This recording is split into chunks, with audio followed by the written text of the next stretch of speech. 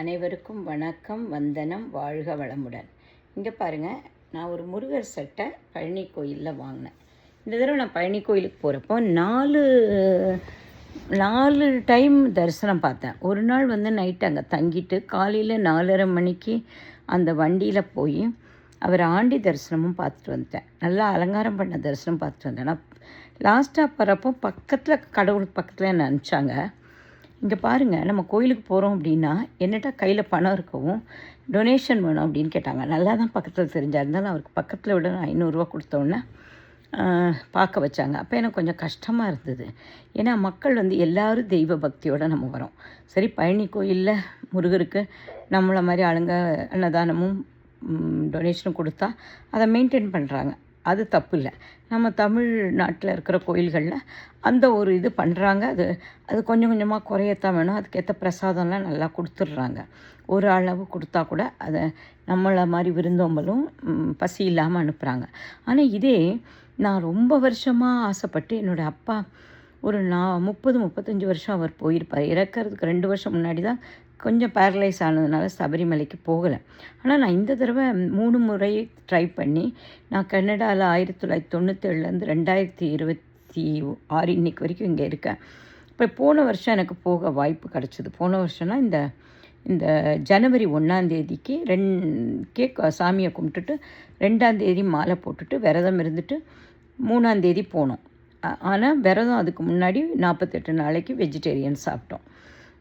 ஆனால் மாலை போட்டு மறுநாளே போய் இருமுடியை கட்டிக்கிட்டு சபரிமலையில் அப்படி போயிட்டோம்.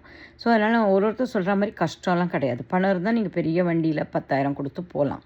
நான் முடிஞ்ச அளவுக்கு ஒரு ட்ரெயின் எடுத்துகிட்டு செங்கன்னூர் 170 ட்ரெயின் எடுத்துகிட்டு எக்மோரில் அங்கேருந்து பஸ் 200 பிடிச்சி 400 நான் போயிட்டு அங்கே போய் நாங்கள் ஃப்ரீயாக ஒரு இடத்துல தங்கிக்கிட்டோம். பாயும் தலகாணியும் 30. ஸோ இந்த மாதிரி ஒரு 500 நான் சபரிமலைக்கு போயிட்டு திருப்பி வரப்போ 500 வந்துட்டேன். வெளியில் சாப்பிட வேண்டி இருந்தது. ஏன்னு சொன்னால் அங்கே அன்னதானம் ஒரு நாள் நல்லா இருக்குது, ஒரு நாள் ரொம்ப கஞ்சியாக ஒரு தண்ணி கொடுக்குறாங்க. நம்ம அவ்வளோ கஷ்டப்பட்டு மலை ஏறி போயிட்டு ரொம்ப பசி இருக்கிறப்ப அங்கே கடைகளும் அப்புறம் இருக்காது. அது கொஞ்சம் பிரசாதத்தை பற்றி நான் குத்தம் சொல்ல வரல, எது இருந்தாலும் சாப்பிட்டுக்கிட்டோம். ஆனால் நான் என்ன சொல்ல வரேன் அப்படின்னா, கேரளாவுக்கு போகிறவங்க எல்லாமே பெரும்பாலும் நம்மளுடைய தமிழ் பக்தர்கள் 45 நாள் 48 நாள் விரதம் இருந்து, சில பேர் 10 நாள், சில நேரம் 15 நாள், சில 3 நாள் மாலை போட்டு போகிறாங்க. ஆனால் அப்படி போகிறவங்கள நம்ம அங்கே கூட்டத்தை பார்த்திங்கன்னா பெரும்பாலும் 80% தமிழ்நாட்டு பக்தர்கள் தான் இருக்காங்க. பயபக்தியோடு போய் அவங்க குடிகாரங்களாக இருக்கலாம், சிகரெட் குடிக்கலாம். அந்த நேரத்தில் அந்த பயபக்தியோடு போய் அந்த மலையில் ஏறப்போ நமக்கு ஒரு மாதிரி நம்ம உடம்புக்கு நல்லது, காலுக்கு நல்ல பதம் கிடையாது. கல்லும் முள்ளும் காலுக்கு மெத்தை, தேக பலம் பாதபலம் என்னை தூக்கி விடப்பா அப்படின்னு சொல்லிகிட்டே நம்ம நடந்துடலாம். நான் அங்கங்கே 2-3 இடத்துல நிற்கிறப்ப கடை இருக்குது. அப்புறம் அப்படி கஷ்டப்பட்டு அங்கே போன பிறகு அவ்வளோ தூரம் படம் 18 படி நீங்கள் 1 லட்சம் வச்சா நம்மளே பித்தளையில் கட்டிடலாம். இந்த என்ஆர்ஐலாம் இங்கே பணக்காரங்க. அப்புறம் ஒரு ஐயப்ப சிலையும் நம்ம வச்சுக்கலாம். ஆனால் அந்த இடத்துக்கு அவ்வளோ தூரம் போகிறதுக்கு இவ்வளோ நம்ம பயபக்தியோடு போகிறப்போ நம்மளை இந்த மூட்டைங்களெல்லாம் தூக்கி போடுற மாதிரி கேரளா போலீஸ்லாம் இழுத்து தள்ளுறாங்க. நான் சொல்லிட்டேன், என்னை தொடாதீங்க, நான் கனடாலேருந்து வந்திருக்கேன், நான் ஒவ்வொரு படியும் தொட்டுட்டு தான் போவேன் அப்படின்னு சொல்லிட்டேன்.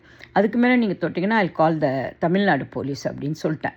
அவங்களுக்கு ஒரு மாதிரி ஆயிடுச்சு. அப்புறம் நம்ம சபரிமலையை பார்த்து அப்படி திரும்பி வரப்போ அங்கே சைடில் நெய்யை 100 விற்கிறாங்க. அப்போது நம்மள்டேருந்து போகிறப்போ ஐயப்பனுக்கு முன்னாடி போகிறதுக்கும் ஒன்று உடைக்க சொல்கிறாங்க. தேங்காய் உடைக்கலாம். ஒன்று உடைச்சிட்டு இருந்ததை இப்போ என்ன சொல்லிட்டாங்க, இங்கே ஒரு ஆஞ்சநேயர், இங்கே பிள்ளையார் எல்லாம் வச்சு உடைக்க சொல்கிறாங்க. ஏன் உடைக்க சொல்கிறாங்க அப்படின்னா, நம்ம பக்தர்கள் கொஞ்சம் விவேகமாகவும் இருக்கணும். கண்மூடித்தனமான பக்தர்களாக நம்ம இருந்துடக்கூடாதுன்றதுக்கு சொல்ல வரேன். கேரளா அரசாங்கம் என்ன செய்யுது, வரதெல்லாம் தமிழ் ஆளுங்க, கொஞ்சம் ஹைதராபாத், கொஞ்சம் பெங்களூர்லேருந்து வராங்க. அப்போது உங்களுக்கு திருப்பதியில் அவ்வளோ கூட்டத்தை அவ்வளோ ஆர்கனைஸ் பண்ணுறாங்கல்ல, இவங்க வேணுன்ட்டே நம்ம நல்லா இதை காமிக்கணுங்கிறதுக்காக, இங்கே ரொம்ப கூட்டம் இருக்குன்றது காமிக்கணுக்காக நம்மளை கூட்டமாக அனுப்பி நம்மளை ஒருத்தரையும் தள்ள வைக்கிறாங்க. நான் இருந்த அன்றைக்கி ஒரு 4 இறப்பு அங்கே நடந்தது, கூட்டத்தில் மூச்சு வாங்கி இதெல்லாம். இது கேரளா கவர்மெண்ட் ஒரு 5 மாதத்துக்கு தான் அது திறந்துருக்கு. அதுலேயே அவங்க 500 கோடி சம்பாதிச்சிடுறாங்க. அதுக்கு மேலேயும் சம்பாதிப்பாங்க. நான் அப்ராக்சிமேட்டாக உங்களுக்கு சொல்கிறேன். எப்படி அப்படின்னா, நம்மளுடைய தேங்காவை வாங்கிட்டு வர சொல்லி 2 தேங்காவை இருக்கிறப்போ 1 தேங்காவை நமக்கு கொடுக்கலாம். அங்கே பூஜையை பண்ணிவிட்டு ஒரு தேங்காவை பாதி கொடுத்து அனுப்புவாங்க. இங்கே தமிழ்நாட்டிலலாம் அவங்க எல்லாத்தையும் அதில் எடுத்து வச்சுக்கிட்டு, அப்புறம் அதில் இருக்கிற நெய்யையும் எல்லாருடைய நெய்யிலையும் எடுத்து நம்ம எடுத்துகிட்டு போனோன்னா அந்த நெய்யிலேருந்து அவங்க வாங்கிக்கிட்டு நமக்கு கொஞ்சமாக கொடுக்குறாங்க. ஸோ பேசிக்கலி என்ன பண்ணுறாங்க, தென்னை மரத்தையும் வாங்கிட்டு வர சொல்லி அங்கே சாமிக்கு கொடுக்க சொல்கிறாங்க. நான் என்ன சொல்கிறேன், 2 தேங்காயும் அத்தனை தேங்காயையும் அவங்க அரைச்சி சென்னைக்கே அனுப்பி அரைச்சி அதை நல்லா பாட்டிலில் நிரப்பி வெளிநாடுகளுக்கு அனுப்புகிறாங்க. அப்போது தமிழ்நாட்டு மக்கள் வந்து எல்லாத்தையும் விட்டு கொடுத்து போயிட்டே இருப்பீங்களா நீங்கள்? நீங்கள் அந்த ஒரு தேங்காய் எடுத்துகிட்டு இருந்தால் வீட்டில் வந்து வச்சு சாப்பிட்லாம். எத்தனை பேருக்கு அது ஒரு நாள் சட்னி ஆகும். ஏன்னா சாமி கோயிலேருந்து வந்து எல்லோரும் கொடுத்தா தேங்காய் உங்களுக்கு அதுக்குரிய விட்டமின் கிடைக்கும் இல்லையா? 2வது அந்த நெய்யில் பாதி தான் கொடுத்து அனுப்புகிறாங்க, மீதி பாதியும் 100 விற்றுடுறாங்க. அதை மக்கள் வாங்கிட்டு வந்து வீடுகளுக்கு எல்லாருக்கும் கொடுக்குறாங்க. இது வந்து என்ன ஒரு மூட நம்பிக்கையா? நான் கடவுளை ரொம்ப நம்புகிறேன். நான் கடவுளை கையே விட்டப்போ கடவுளே நீயே விடாதன்னு முருகான்னு சொல்லி நான் அழுகிறவ தான்.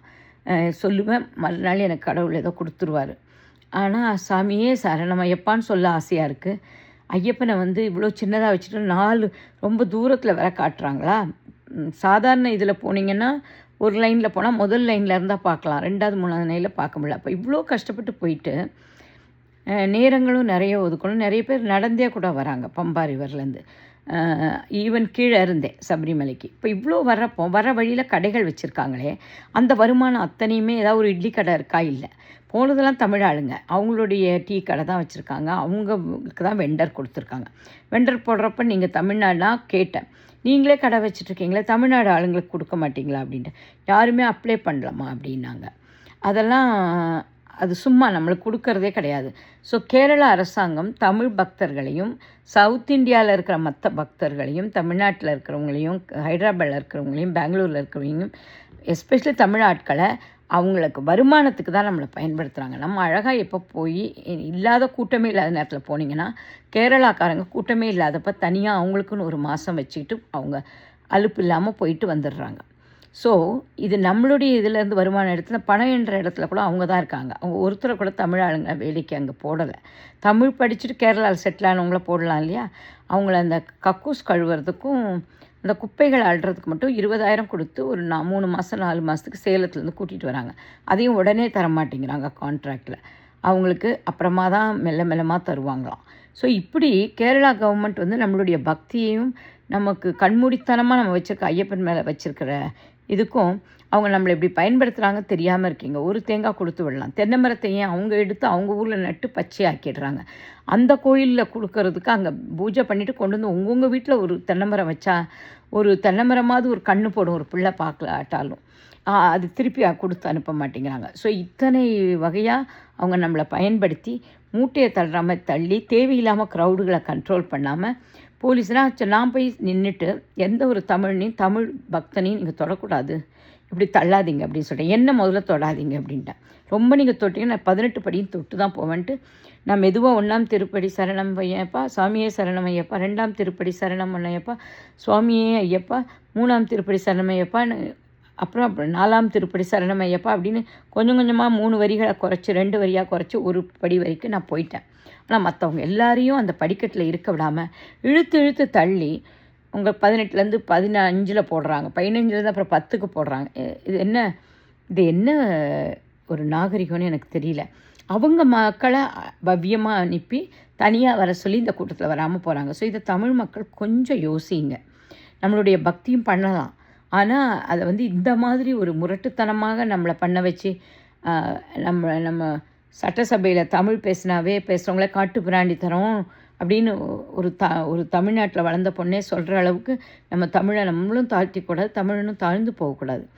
இதே கதை தான் கருவேப்பிலையை கோயம்புத்தூரில் விளைச்சி கொடுத்தானா, அவன் சேத்துல விளைச்சி தமிழை எடுத்து கொடுத்தானா, அதை வந்து ட்ரக்கில் வச்சு கேரளாவுக்கு எடுத்துகிட்டு போயிட்டு 3 குச்சி $5 அங்கே விற்கிறாங்க. நமக்கு இங்கே கொசுரா கொடுப்பாங்க, அதை வந்து அவங்க பணமாக்குறாங்க. ஸோ கேரள மக்கள் அடுத்தவர்களுடைய உழைப்பை பணமாக்கி அவங்க வசதியாக வாழ்ந்துட்டு அவங்க இடத்த சுத்தமாக வச்சுக்கிறாங்க. அவங்க குப்பையை பாலக்காட்டில் இருக்கிறதெல்லாம் எடுத்துகிட்டு வந்து கோயம்புத்தூரில் போடுறாங்க. ஸோ இது தமிழ் மக்கள் கொஞ்சம் யோசித்து பார்க்கணும். இதெல்லாம் கூட பரவாயில்ல, ஆனால் கோயிலில் இந்த மாதிரி பண்ணுறதை நிறுத்தணும். 4 செல்ஃபோன் வேறு தரமாட்டேங்கிறாங்க. ஆனால் அங்கே இருந்து நான் சத்தம் போட்டு இது வர்றதுக்கே ஆசையே இல்லாமல் இருக்குது இங்கே அப்படின்னு சொல்லி அந்த அன்னதானமும் போடுறாங்களே, அவ்வளோ பசி எடுத்து இங்கேருந்து ஏறி போகிறப்போ கடைகள்லேயும் நமக்கு சாப்பாடு கிடைக்காது உடனே பக்கத்தில், திருப்பதி மாதிரிலாம் இருக்காது. அப்போது நம்ம எல்லாம் எடுத்துகிட்டு போனால் தான் உண்டு. அந்த அன்னதானம்னு போடுறத வந்து இன்னும் கொஞ்சம் தரமாக போடலாம். இப்போ நாங்களே அப்படி தான் அந்த மட்டங்கஞ்சி தான் குடிப்போங்கிறாங்க. குடிக்கலாம், உடம்புக்கு நல்லது தான். ஆனால் அதில் அந்த உப்பு கூட காசு ஆகும்னு சொல்லிட்டு சாப்பிடக்கூடாதுன்னு நினைக்கிறாங்க தெரியல, உப்பு கேட்டோன்னே போடுறாங்க. ஸோ தமிழ்நாட்டுடைய கோயில்களில் கிடக்கிற விருந்தோம்பல் அதில் இல்லை. நம்ம வந்து எப்போவுமே கூட்டம் இல்லாத நேரத்தில் அமைதியாக போயிட்டு வரணுன்றதை நான் இப்போ தான் முடிவு பண்ணேன். அப்படி நம்மளை துன்புறுத்திக்கணும்னு அவசியம் கிடையாது. சில பேருக்கு முடியல அப்படின்னா அவங்கள ஒரு டோலின்னுன்றதில் 4500 தான் வாங்கணும். ஆனால் 10,000 12,000 வாங்கி பெரியவங்களை கூட்டிகிட்டு போய் பார்க்க வைக்கிறாங்க மகர ஜோதியை. சில பேர் அப்புறம் படிக்கட்டில் அவங்களால ஏற முடியாது, அதனால் அது வரைக்கும் போயிட்டு படிக்கட்டில் கொஞ்சம் மற்ற யாராவது ஹெல்ப் பண்ணி தூக்கி அப்படி கொண்டு போகிறாங்க. அப்படி தூக்கிட்டு போகிறவங்க பரவாயில்ல. நான் சாதாரணமாக நல்லா நடக்கிறவங்கள அழகாக எல்லா படிக்கட்டுலேயும் காலை வச்சு விட அனுப்பலாம்ல. அப்படி பண்ணாட்டா கூட்டத்தை சமாளிக்க முடியாதுங்கிறாங்க.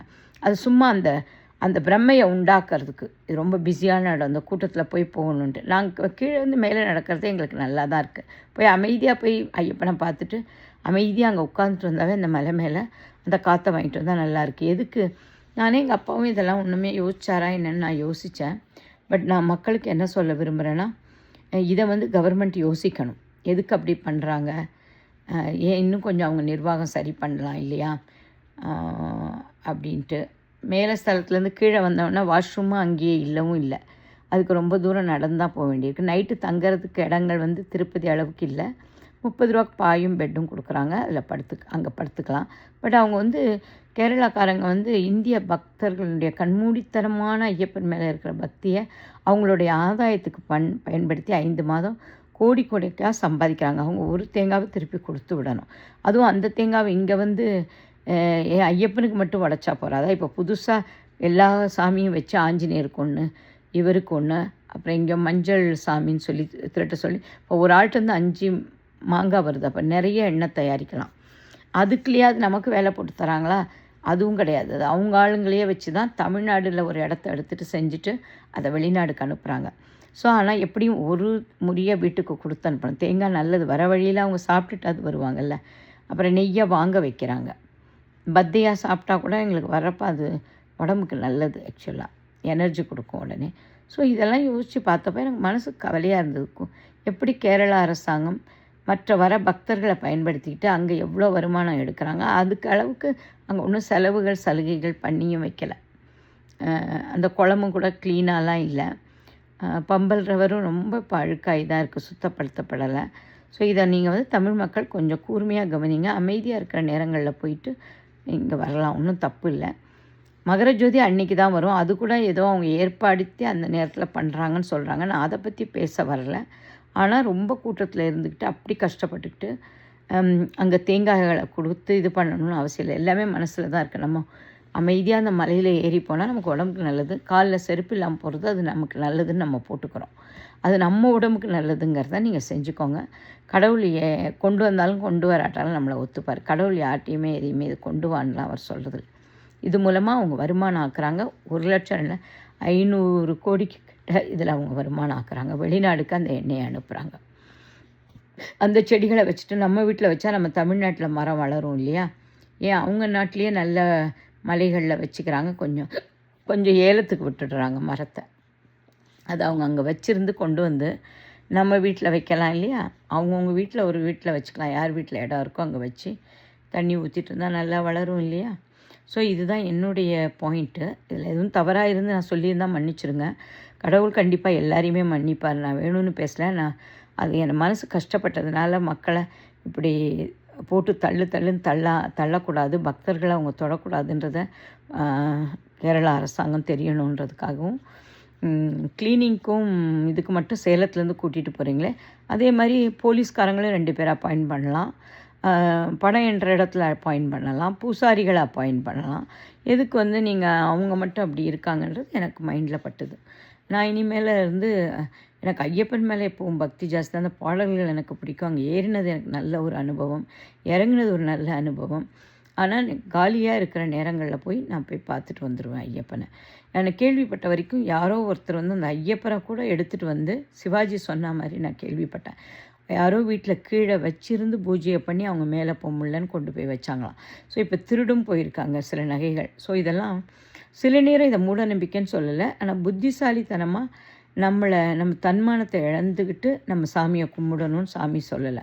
அவங்களும் நம்ம பக்தர்களுக்கு மரியாதை கொடுக்கணும். இங்கே சுவாமி அப்படின்னு சொல்லி இப்போ நான் எல்லாரையுமே சுவாமின்னு தான் கூப்பிடுறேன், இந்த பிள்ளைங்களை கூட கிளாஸில். ஆனால் அங்கே வந்து அவங்களுக்கு அதை வச்சுட்டு அந்த போலீஸ்காரங்களாம் சிரிச்சிட்ருக்கிறது நம்மளை பார்த்துக்கிட்டு, அவங்களுக்கு நல்ல பேமெண்ட் வருது அந்த 4 மாதத்தில், டெப்புடேஷன் அங்கே போடுறாங்க. நம்ம பக்தர்கள் தான் எல்லாமே அங்கே போய் அந்த வியாபாரம்லாம் அவங்களால தான் நடக்குது. சாப்பாடு கடையில், டீ கடையில் நம்ம ஆளுங்க ஒருத்தர் கூட வெண்டர் கொடுக்கல. யாராவது இருந்ததுன்னா கேரளாவுக்கு வெண்டர் போட்டு அந்த 4 மாதம் போய் அங்கே ஜூஸ் எதாவது வீங்க, நல்லா நீங்கள் சம்பாதிக்கலாம். பட் அவங்க கொடுக்க மாட்டாங்க. அதில் யாரோ ஒரு தமிழர் கூட அங்கே கடை வச்சுருக்கிற மாதிரி தெரியல. அவங்க வந்து நம்ம எல்லா இடத்துலையும் டீ கடை வச்சு தமிழ்நாட்டில் அவங்கள ஊக்குவிக்கிறோம். நம்மளுக்கு யாரும் வருமானம் இல்லாமல் பண்ணுறாங்க. ஸோ இதை பற்றி யோசிங்க தயவுசெய்து. வாழ்க வளமுடன். எனக்கு மனசில் பட்டதை ஷேர் பண்ணணும்னு இருந்தது. என்னோடய பாடி மைண்ட் சோல் கிரிஷ் சேனலில் நான் வீலாகாக போடுறேன், வீடியோவாக போடுறேன்.